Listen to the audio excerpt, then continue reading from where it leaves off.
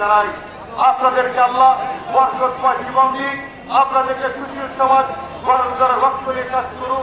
আল্লাহ সেই কামনা আল্লাহ মহান রাব্বুল আলামিনের কাছে করি।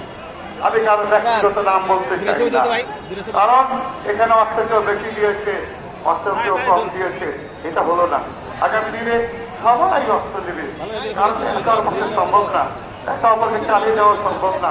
একজনের নাম বললে আরেকজন গোষ্ঠা হয়ে যায়, দুজনের নাম বললে আরেকজন গোষ্ঠা হয়ে যায়।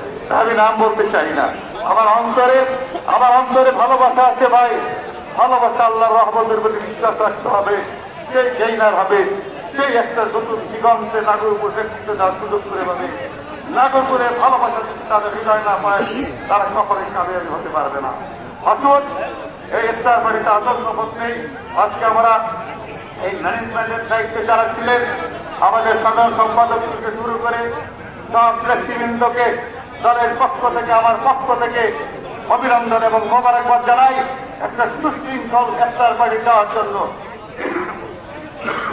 এই সুন্দর পরিবেশ আগামী দিনে আরো সুন্দর হোক, সহমর্মিতার পরিবেশ হোক।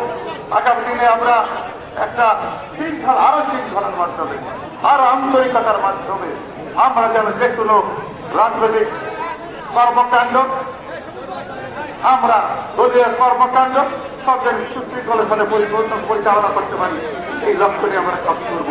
ধন্যবাদ সবাইকে। এই শপথ আমাদেরকে আল্লাহ রাব্বুল আলামিন কবুল করুন। মহান রাব্বুল আলামিন যারা ইফতার বাড়িতে উপস্থিত হয়েছেন, আপনার মহান দরবারে আমি প্রার্থনা করি তাদেরকে মুসলমান হিসাবে কবুল করুন, একজন মুসলমান হিসাবে কবুল করুন। দুনিয়ার সব মেহনতি মানুষ আজকে বুঝতে কাফের না তারা নির্যাতিত নির্যাতিত হেৎপাতজ্ঞ হচ্ছে পৃথিবীকে। আল্লাহ তাদেরকে হিদায়াত করুন, নইলে ধ্বংস করে দিন পৃথিবীর মুখে ইসলামিক খেলাফত। আল্লাহ আপনার শক্তি, মহান শক্তির বড়কে আরো শক্তিশালী করে দিন। আমাদের ইসলামিক আন্তরিকতা, আমাদের ইসলামিক ভালোবাসা প্রত্যেকের মত বৃদ্ধি করে দিন। আল্লাহু আকবার, আল্লাহু আকবার, আল্লাহু আকবার। ইজ্জতের পাশে আপনার শক্তি কামনা করি, আপনার দয়া কামনা করি। আল্লাহ আমাদেরকে কবুল করুন। আল্লাহ রহমানুর রহিম আমাদেরকে রেখায় দান করুন।